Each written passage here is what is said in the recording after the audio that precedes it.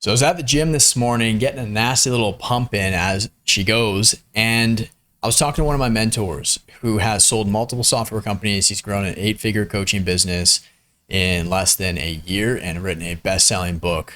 And if you running your business right now feel like you're wearing too many hats and you're spinning too many plates and you got so much going on and you don't really know what to do, you're kind of turning your ads off at one point to kind of focus on client delivery and rebuild the program or build out certain support things on the back end, and then that takes you away from marketing and sales and your revenue drops, and then you're kind of like scrambling, then you have to like kind of bounce back and forth, and it's just a scrambled mess.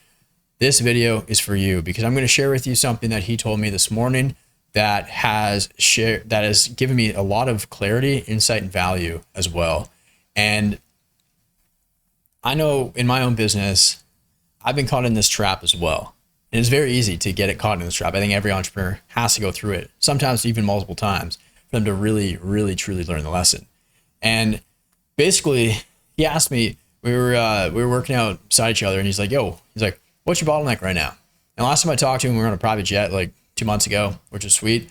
And there was kind of, I was dealing with something else back then. And now he's like, so what's happening right now? What are you doing? What's going on? What's your bottleneck? I'm like, well, right now I'm still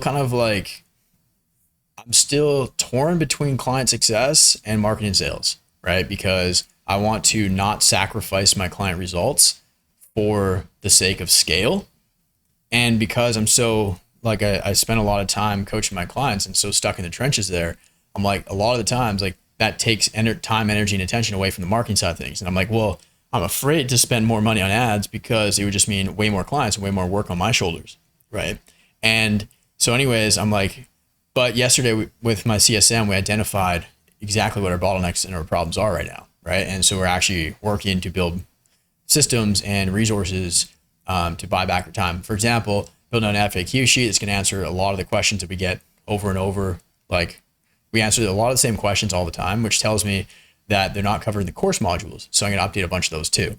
And then also get our client success system like fully rocking and rolling too. That's going to be nasty.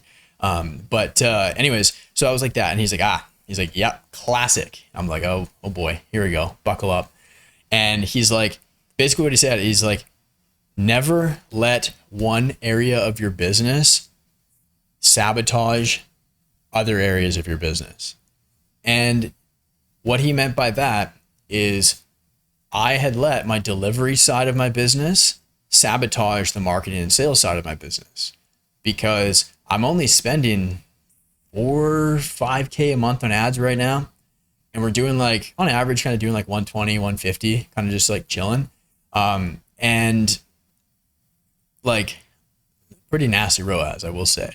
But nonetheless, like the reason I'm like only spending that little is because I was like, well, yeah, if I like spend more, things are going to break. And like, I'm trying to fix those right now. He's like, you have to switch your brain on and off between coach Jeremy and marketer Jeremy. And you can't let one interfere with the other. So in a real company, they have different people and different departments for that and different executives that are responsible for both. And if client success is saying like, hey, slow down the customers, he's like, sales should be like, fuck you. We're going to send you more. You got to fix your shit, get it together. And we're hitting our goals. We're scaling.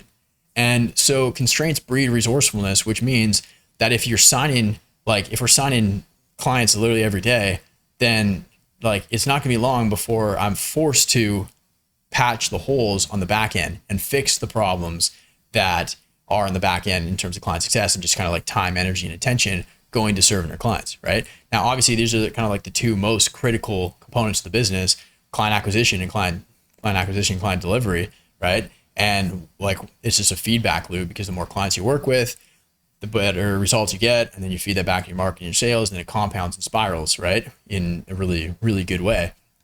But basically, that's what he was saying. He was like, you can't let one area of your business sacrifice and sabotage the other, which is exactly what I had done. He's like, dude, quit being a chicken shit and just like double your ad spend. Double your ad spend until something breaks and then fix it. And then double it again and then fix it and then double it again.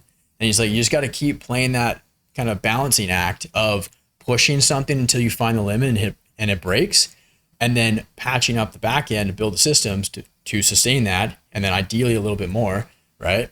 And then double it again, push that limit, find your ceiling, and then go again. A lot of people are afraid to do that, right? And I see, like, I coach a lot of people to help them get from 6 to 7 figures. And a lot of them, they double, triple their business in the first couple months of the program, then they kind of just like stay stuck. And then I'm like, okay, well, how much have you increased your ad spend over the last few months? They're like, oh, I haven't, right? It's the exact same thing. And so obviously, like for me, coaching my clients, it's so obvious for me to see that. But like doctors cannot diagnose themselves, and like coaches can't coach ourselves. So I needed this external mentor, this somebody who's done what I'm trying to do, is further ahead of me, to very clearly see that. He knew that in like the first like 5 seconds I started talking. He's like, oh, here's your problem. I was like, shit, you're right. And sometimes we need somebody looking over our shoulder to give us that clarity.